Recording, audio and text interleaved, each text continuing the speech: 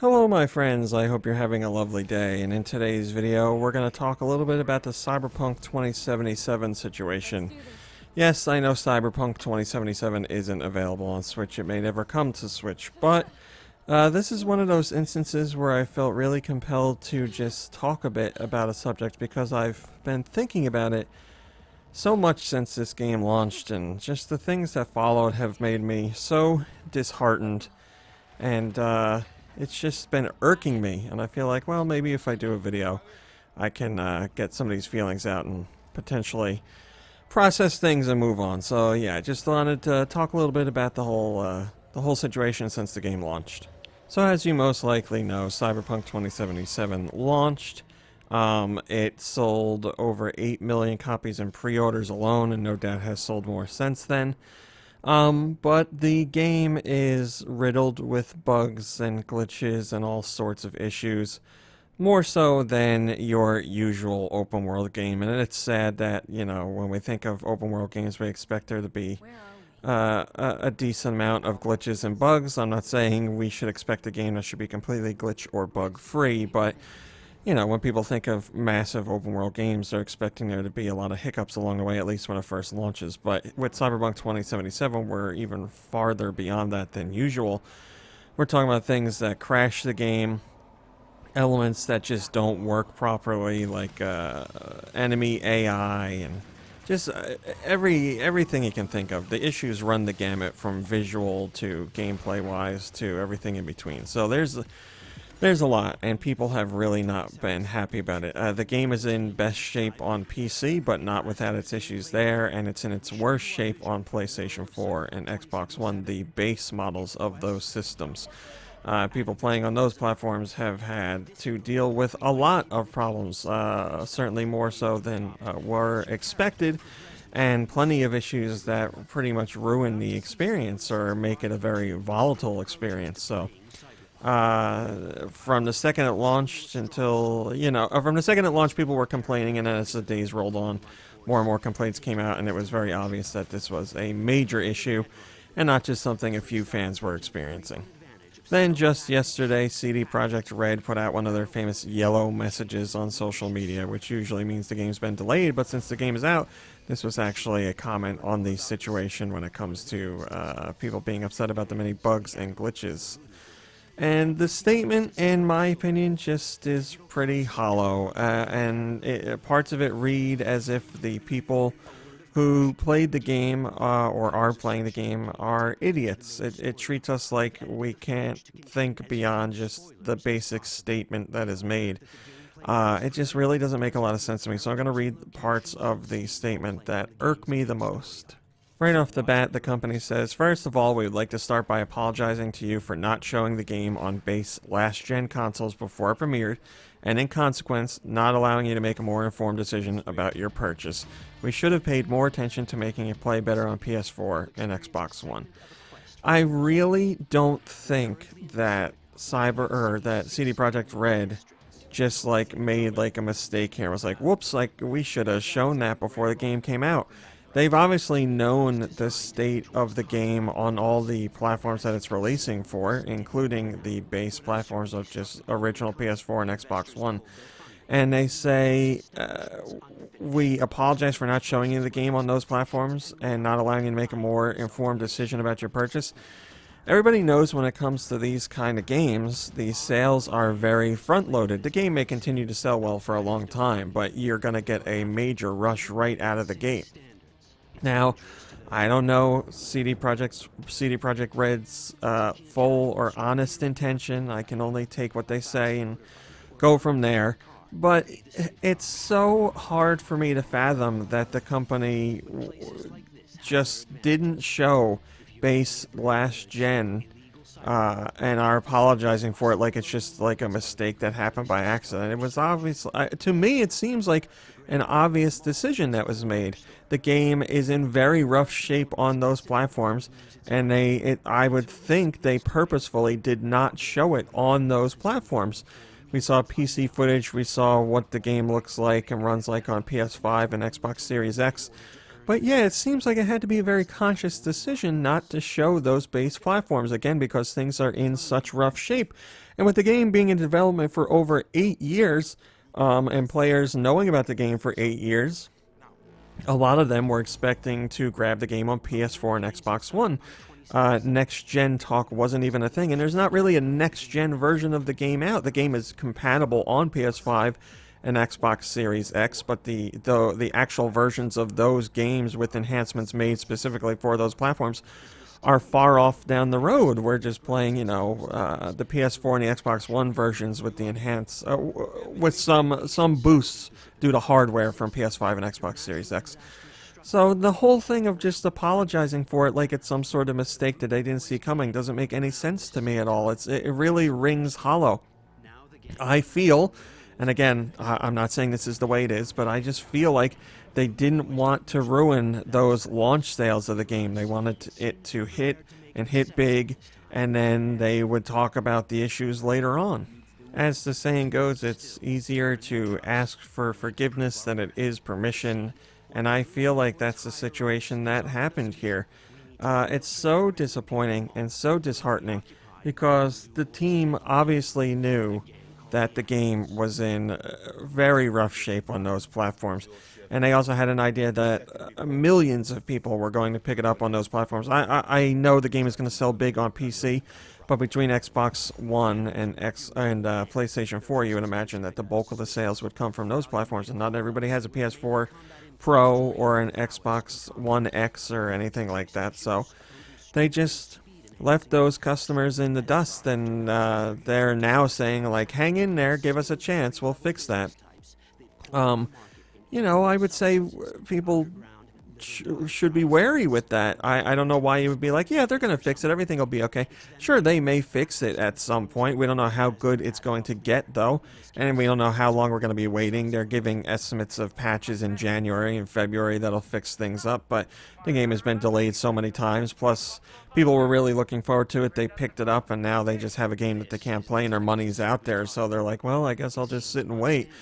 And I'm not saying that there's plenty of people who have been angry about the situation, and I think that's fine, but, people who are being rude about it are a completely different circumstance. I don't think death threats or anything like that should be going on, but of course it's the internet, so that's out there. But people who are fed up with the situation and upset that they didn't have more information beforehand, I think that's warranted.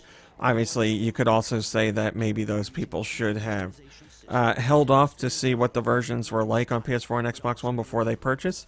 Sure, there's an argument to be made there. I also understand that sentiment, and, there's the whole discussion about not pre-ordering games until you see what they're really like, and then you purchase them outright instead of locking in months before a game comes out. But also, you would have to think that the developer is at fault too, because they've certainly seem to mislead consumers in one or more ways when it comes to those versions of Cyberpunk 2077. It is not in any sort of shape that should have been released to the public on those platforms, and there's a lot of people trying to play the games on those platforms. And just to try and explain it away with a statement that's 2 sentences long that discusses the situation on those platforms, again, that statement really irks me. We want to apologize to you for not showing the game on base last-gen consoles before it premiered, and in consequence not allowing you to make a more informed decision about your purchase. They never explain why they didn't show it on base last-gen consoles, and it's not because they forgot, and it's not because things got busy and they didn't have time to make a video. It's obviously because they knew the game was in really bad shape there, so they weren't going to show that because it would have impacted sales. So they didn't do that, and again, now they'd rather just apologize to people and hope that they hang in there and wait for updates that hopefully make the game run at least somewhat better.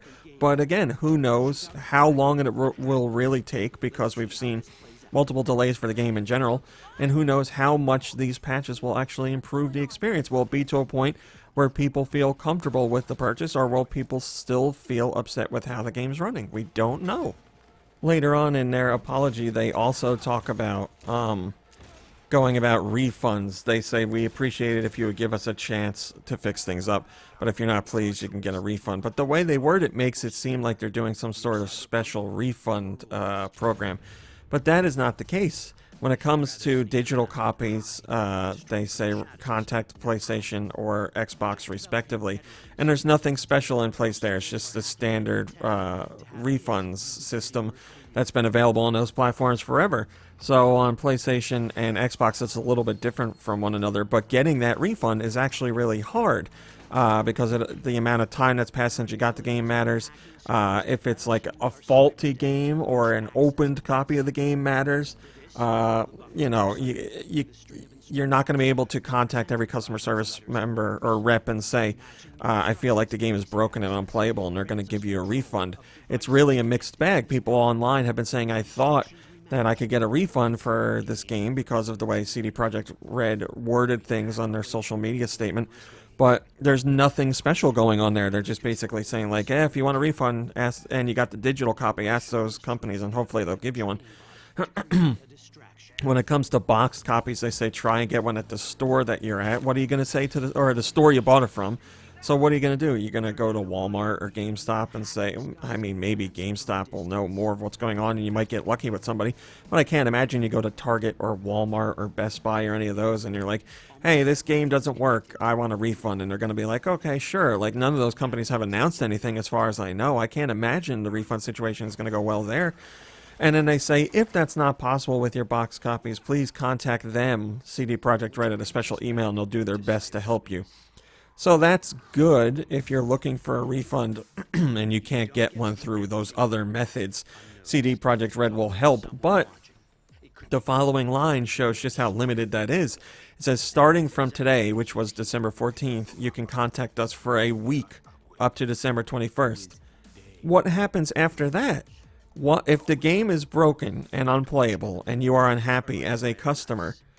Why does your option to get the refund end on December 21st? I understand it has to end at some point, but this situation is just happening. Like, this is brand new news. They put out the statement yesterday. Why is it already ending on December 21st? That doesn't seem fair at all, especially when people are going to get this game as a holiday gift. So there's families who bought it for their kids, or, you know, it doesn't matter. People are getting it as a gift and they may not even know that they are getting it. So they're going to get the game and play it on those base consoles and be like, boy, something is wrong here. And the person who gave the gift is going to feel bad, first off. But if they try and get a refund, you know, and it's a Christmas gift, they're screwed. They're 4 days late unless they're giving out Christmas gifts earlier than usual, because December 21st will have come and gone. So that leaves them with no option. They can't. CD Projekt Red isn't going to help them, and they better hope that either the retailer they got it from or Xbox or PlayStation are going to help. And again, Xbox and PlayStation aren't really helping everybody. It's been really mixed, as I said. 50-50 is kind of pushing it. I don't even know if it's been that good, but some people have gotten refunds and some people haven't. So it's a real crapshoot, and I just think that December 21st lockout is really slimy, for the lack of a better word. They could at least push it until the end of January, I would say. I'd still think that's too early, but at least the end of January gives people who get it as a gift. Well, I guess what they're... I understand that, you know, they don't want people to play through the game and then finish it and be like, oh, I hate this game, and then get the refund. But hopefully they would be asking for some sort of evidence of purchase and when you purchased it, so you can have a receipt, be it a digital receipt or a receipt from a store that shows when the game was purchased, and they could be like, okay, I understand, and work with that, because, yeah, you don't want somebody who bought the game day one and then goes for the refund the very last day that they're offering it if they expanded it to January. Because you'd be like, oh, somebody's trying to just get their money back. They've already played the game and they're done with it. But yeah, with receipts and stuff like that, I'm sure they could work out something better than the situation here. Just December 21st seems... It's not enough time. There's too many people who are going to be left with a game they're unhappy with. And this goes far beyond just not liking the game or the game having a few issues. This is a major situation where even CD Projekt Red has said the thing that's most important to them now is gaining back fan and customer support and trust. And when they do something like this and say you only are allowed to talk to them until December 21st to get a refund, I don't know that they're really doing a lot to get that trust back. I'm going to talk more about my personal experience with Cyberpunk 2077 on this weekend's podcast, because I have been playing it and I have encountered a number of bugs and issues and soft locks and many things that have taken away from the experience for me and made it very hard to play through. So I'll get into detail on that in this weekend's podcast. But yeah, I know this is out of the ordinary, but I felt like I needed to talk about this kind of thing just because it really does bother me so much. We haven't seen something on this scope and scale in terms of a broken game in a very long time. I'm trying to think of what the last time was that was something that measured up with this, where you have the amount of people who are hyped for this game, the amount of sales that have already come in, and the amount of issues that the game is experiencing. I don't know that we've seen anything like this before, but yeah, I just wanted to talk about it a bit. But that's it for today's video. Thanks for watching, liking, subscribing, and commenting. It's very much appreciated. Also, a big thanks to those of you who support me on Patreon. Helps out with videos like this, helps out with social media, the site, the podcast, all that good stuff.